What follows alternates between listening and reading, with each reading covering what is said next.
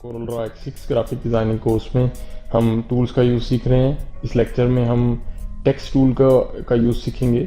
तो स्टार्ट करते हैं। दोस्तों, टेक्स्ट टूल जो है वो हमारा कोरल के अंदर एक बहुत ही इंपॉर्टेंट टूल है और इसकी मदद से आप बहुत सी वर्किंग करते हैं। क्योंकि जब हम कोई विजिटिंग कार्ड बना रहे हो, फ्लायर बना रहे हो, ब्रोशर्स बना रहे हो या कोई चीज़ भी वर्किंग कर रहे हो, तो जब भी हमें कुछ लिखना पड़ता है तो सारी बात हमें टेक्स्ट टूल की ज़रूरत पड़ती है। तो इस टूल को समझना बहुत ज़रूरी है। तो आप इसको नहायत ध्यान से तवज्जो के साथ समझें और वीडियो को देखते हुए अपनी स्क्रीन को फुल स्क्रीन कर लें ताकि आपको बात सही तरह से समझ आए। दोस्तों, टेक्स्ट टूल को सिलेक्ट करने के लिए आप अपने टेक्स्ट बॉक्स में से शेप टूल, जो बेसिक शेप्स हैं, उनके नीचे आपको ए लिखा हुआ नज़र आएगा। अगर आप उस ए पर क्लिक करें तो आपका टेक्स्ट टूल सेलेक्ट हो जाता है, जिसकी शॉर्टकट की F8 है। अगर आप अपने कीबोर्ड से F8 को प्रेस करें तो डायरेक्टली ये टूल सेलेक्ट हो जाएगा। मैंने यहाँ से अपने कीबोर्ड से F8 को प्रेस किया है। तो आप ये देखें, आपका जो माउस का जो एरो है उसके नीचे ए लिखा हुआ आ रहा है, जो इस चीज़ की निशानदेही करता है कि आपका टेक्स्ट टूल सेलेक्ट हो चुका है। टेक्स्ट टूल सेलेक्ट होने के बाद ऊपर ऑप्शन बार में उससे रिलेटेड प्रॉपर्टीज़ भी आ रही हैं, जहाँ से आप उसकी मज़ीद सेटिंग्स कर सकते हैं। दोस्तों, टेक्स्ट टूल पर वर्किंग से पहले मैं आपको ये बताता चलूँ कि टेक्स्ट टूल दो मोड्स पर काम करता है। फर्स्ट है पैराग्राफ टेक्स्ट और एक है आर्टिस्टिक टेक्स्ट। पैराग्राफ टेक्स्ट और आर्टिस्टिक टेक्स्ट में फ़र्क क्या है कि जब हम ये टूल सेलेक्ट कर लेते हैं और अगर हम क्लिक को दबाए दबाए एक बॉक्स को ड्रॉ कर लेते हैं, तो ये जो मोड है ये एक बॉक्स है बन गया। अब हम कुछ भी लिखेंगे तो वो इस बॉक्स से बाहर नहीं जा सकता, वो इस बॉक्स के अंदर अंदर ही रहेगा। तो ये पैराग्राफ मोड में टेक्स्ट है। अब यहाँ पर हम इसका साइज लिखाई का थोड़ा सा बड़ा कर लेते हैं और यहाँ पर कुछ लिखते हैं। आप ये देखें कि हमारा टेक्स्ट जो है वो इससे बाहर नहीं जा रहा। जब हमारा टेक्स्ट ज़्यादा हो जाएगा और बॉक्स कम पड़ जाएगा तो ये जो बॉक्स है वो रेड कलर का हो जाएगा, जो इस चीज़ की निशानदेही कर रहा है कि आपका टेक्स्ट जो है वो पूरा नहीं आ रहा। तो हम किसी भी एरो से पकड़ के इसको खींच लें तो हमारी लिखाई पूरी आने के बाद वो अपना कलर बदल लेगा। तो ये जो है ये हमारा पैराग्राफ मोड में है। टेक्स्ट जो है टेक्स्ट टूल पैराग्राफ मोड में है। तो इसके अंदर आप कोई पैराग्राफ लिख रहे हैं और आप कोई स्पेसिफिक एरिया के अंदर लिखना चाहते हैं कि इससे बाहर ना जाए, तो आप ये पैराग्राफ मोड में टेक्स्ट टूल को यूज़ कर सकते हैं। उसके अलावा अब ये पैराग्राफ टेक्स्ट मोड में है तो हम इसको आर्टिस्टिक मोड में भी कर सकते हैं। अगर आपने ये सिलेक्ट किया हुआ है, उस पर राइट क्लिक करें तो आपको ऊपर नज़र आएगा कन्वर्ट टू आर्टिस्टिक टेक्स्ट। इसको आर्टिस्टिक टेक्स्ट में तब्दील करें, जिसकी शॉर्टकट की Ctrl+F8 है। आप इस पर क्लिक करें तो देखें अब वो बॉक्स ख़त्म हो गया है और ये आर्टिस्टिक टेक्स्ट मोड में तब्दील हो चुका है। और आप अब इसको शेप की तरह कहीं घुमा सकते हैं, शेप की तरह इसका साइज़ बढ़ा सकते हैं। अगर आप अपने टेक्स्ट लिखे हुए के अंदर कुछ तब्दीली चाहते हैं, उस पर डबल क्लिक करें और जो भी आप काट के कुछ भी लिखना चाहते हैं आप लिख सकते हैं। तो इस तरह से आप इसके अंदर तब्दीली कर सकते हैं। दोस्तों, ये तो हमारा पैराग्राफ टेक्स्ट मोड में था, इसको हमने वापस आर्टिस्टिक में किया था। तो अगर हम ये चाहते हैं कि शेप जो हमारा टेक्स्ट टूल है वो सिलेक्ट करते साथ जब हम पहले लिखें तो पहले ही वो आर्टिस्टिक में आए, तो आप ना कि रेंज सेलेक्ट करें बल्कि वैसे ही जहाँ पर लिखना चाहते हैं वहाँ क्लिक करके क्लिक को छोड़ दें और आगे अपना जो भी आपका काम है वो कर लें। तो वो आर्टिस्टिक के मूड में ही आएगा और उसका जो डिफ़ॉल्ट है वो आर्टिस्टिक ही बना देगा। उसके बाद हमारे पास ऊपर ऑप्शन बार के अंदर जो है इसकी टेक्स्ट टूल की प्रॉपर्टीज़ आ रही हैं, जिसमें सबसे पहले हमारे पास फ़ॉन्ट स्टाइल है। फ़ॉन्ट स्टाइल क्या है? जो हमने ये लिखा हुआ है इंग्लिश में, कुछ भी इसके मुख्तलिफ स्टाइल हैं कि किस अंदाज में लिखा जाए। तो यहाँ पर स्टाइल पड़े हैं जिसके ऊपर आप अपना माउस ओवर करते हैं, माउस जिसके ऊपर लेके जाते हैं तो आपको वहाँ से वो इफेक्ट नज़र आ रहा है। तो ये एक लंबी लिस्ट है, इसमें बहुत सारे डिज़ाइन पड़े हुए हैं। अपनी मर्जी से आप कोई भी लगा सकते हैं, जो आपको पसंद हो आप उसके ऊपर जा रहे हैं तो वो लगा के दिखा रहे हैं। अगर आपको कोई पसंद आए उस पर क्लिक कर दें तो वो उसके ऊपर लग जाएगा। उसके बाद आप दोबारा फिर जब चाहें इसको चेंज भी कर सकते हैं। उसके बाद हमारे पास अगर हमारा जो टेक्स्ट है वो आर्टिस्टिक मोड में है तो आप किसी भी किनारे से पकड़ के इसका साइज़ ज़्यादा या कम कर सकते हैं। इसी तरह यहाँ पर पॉइंट्स के अंदर दिया गया है, यहाँ से भी आप किसी चीज़ का साइज़ ज़्यादा या कम कर सकते हैं। उसके बाद हमारे पास बोल्ड की ऑप्शन आ रही है, बी लिखा हुआ है। अगर इस पर ये सब सेलेक्ट हुआ है, अगर आप इसको अनसेलेक्ट करें तो देखिए आपका जो टेक्स्ट है लिखा हुआ है वो बारीक हो गया है। दोबारा उस पर क्लिक करते हैं तो वो मोटा और वाज़ेह हो गया।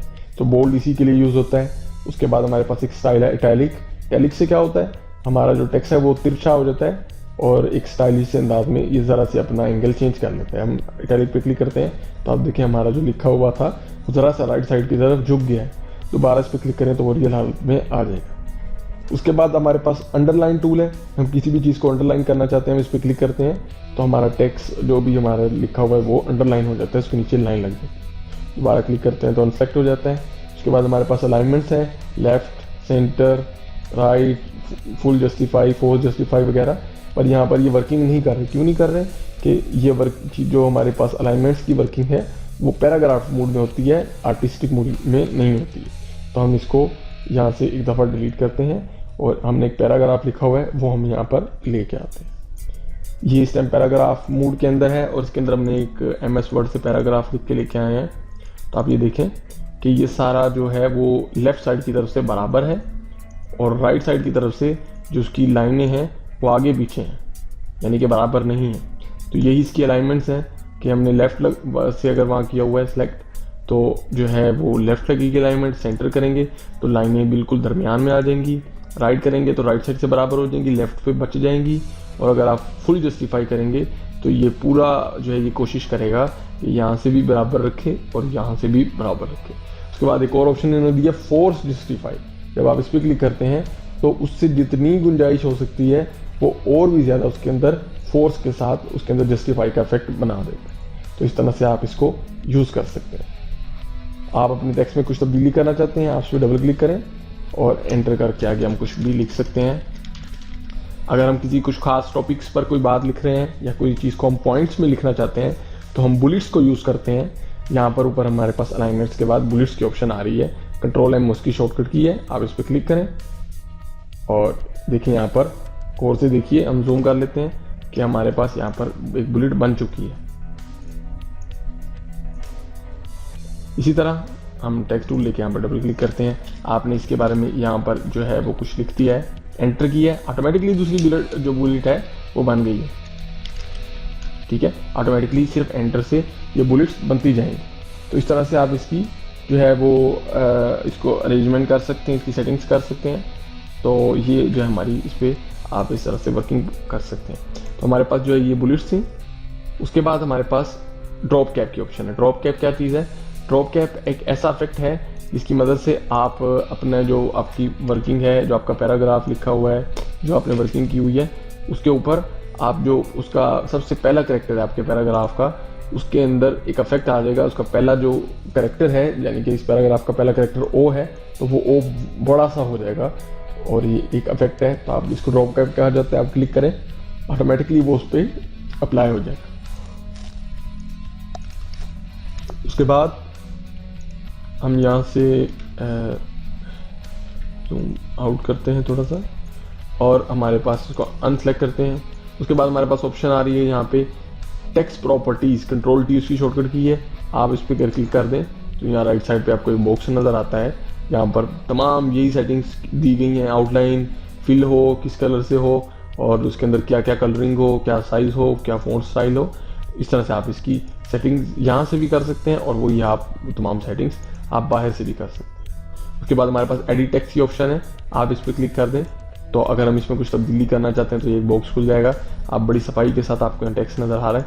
आप इसमें जो तब्दीली करना चाहते हैं वो करके उसके बाद आप ओके को प्रेस करें तो वो तमाम तब्दीलियाँ यहाँ पर अप्लाई हो जाएंगी। तो दोस्तों ये हमारा जो टेक्स्ट टूल है और इसकी मज़ीद साथ साथ वर्किंग हम करते रहेंगे। एक और चीज़ मैं आपको बताता चलूँ कि हमारी जो कलर पैलेट है उसके अंदर से अगर हमने कोई कलर, जब हम किसी पे क्लिक करते हैं तो ये एक बॉक्स सामने आ जाता है। वो क्यों आ जाता है? देखिए, अगर हमने यहाँ पर कोई भी डिज़ाइन बनाया हुआ है और अगर हम लगाते हैं तो वो कलर उसमें लग जाता है। और अगर हमने कुछ भी सिलेक्ट नहीं किया और हम किसी कलर पे क्लिक करते हैं तो ये एक बॉक्स सामने आ जाता है, चेंज डॉक्यूमेंट डिफ़ॉल्ट्स, यानी कि इस डॉक्यूमेंट की जो डिफ़ॉल्ट सेटिंग्स हैं उनको आप तब्दील कर सकते हैं। हमने स्काई ब्लू कलर वाले इस कलर पर जो है हमने एक क्लिक किया था, जिसके बाद ये बॉक्स आ गया और ग्राफिक्स पर गुड है और हमने ओके कर दिया। ठीक है, ग्राफिक मीन क्या है? जो आप कोई शेप बनाते हैं, कोई शेप ड्रॉ करते हैं, वो तमाम शेप्स ग्राफिक इसी कहलाती हैं। फॉर एग्जांपल हमने यहाँ एक बॉक्स ड्रॉ किया तो आप देखिए इसमें पहले ही अब ये वाला कलर आया हुआ है, इसका डिफ़ॉल्ट बन गया। आप MS वर्ड को कोरल ड्रा को आप ऑफ कर दें तो कोरल ड्रा को जब आप दोबारा ऑन करके चलाएंगे सिस्टम को, तो जब भी आप कोई ग्राफिक से रिलेटेड चीज़ ड्रॉ करेंगे ऑटोमेटिकली उसमें वो कलर लगा हुआ होगा। तो ये जो है इसका डिफ़ॉल्ट बन गया। इसी तरह से अगर हम चाहते हैं कि नई पहली हालत में आ जाए, कोई कलर ना लगा हो, तो हम नो कलर पर एक क्लिक करते हैं। तो ग्राफिक पे है कि हमने कहा जब भी ग्राफिक बनाए तो उसमें कोई कलर ना हो तो वो अपनी असली हालत में आ जाए। इसी तरह से हम यहाँ पर राइट क्लिक करते हैं और अब मैंने ग्राफिक्स सेलेक्ट किया हुआ है, ओके कर दिया।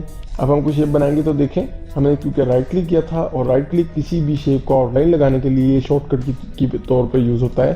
तो यहाँ पर अब स्काई ब्लू कलर की लाइन आ रही है। जब भी कोई ग्राफिक्स से रिलेटेड चीज़ बनाई जाएगी उस पर स्काई ब्लू कलर की लाइन आएगी। अब इसका डिफ़ॉल्ट क्या है, शुरू में इसमें ब्लैक कलर की लाइन होती है तो हम ब्लैक पे आके राइट क्लिक करते हैं और ओके कर देते हैं। ये अपनी असली हालत में भी आ चुका है। उसके बाद अगर हम किसी भी कलर पर क्लिक करें, मैंने इस पर क्लिक कर दिया है और मैं ग्राफिक्स पर टिक खत्म कर देता हूँ और अब मैं लगा देता हूँ पैराग्राफ टेक्स्ट, यानी कि जब मैं पैराग्राफ टेक्स्ट लिखूँ पैराग्राफ मोड में तो ये इस कलर का है, ओके कर दिया। अब देखें हम यहाँ से टेक्स्ट टूल को सिलेक्ट करते हैं और पैराग्राफ के मोड में लेके जाते हैं। जब हम कुछ लिखेंगे वो पहले ही उसी कलर में आएगा। और अगर हम इसको आर्टिस्टिक करते हैं, वैसे ही क्लिक कर देते हैं, तो आर्टिस्टिक उसमें नहीं आ रहा क्योंकि हमने इसको आर्टिस्टिक वहाँ कहा नहीं था। हम यहाँ से इस कलर पे चले गए और हमने यहाँ पे जाके क्लिक किया तो अब हमने इसका टिक खत्म करके हमने आर्टिस्टिक टेक्स्ट पे लगा दिया कि आर्टिस्टिक टेक्स्ट जब भी हम कुछ लिखें तो आर्टिस्टिक मोड में तो उस पर ये कलर है। तो अब आप देखें इसका डिफ़ॉल्ट पहले से यही कलर बन गया। इस तरह से आप इसमें अपनी मर्ज़ी की एडजस्टमेंट्स कर सकते हैं। तो ये हमारा टेक्स्ट टूल है।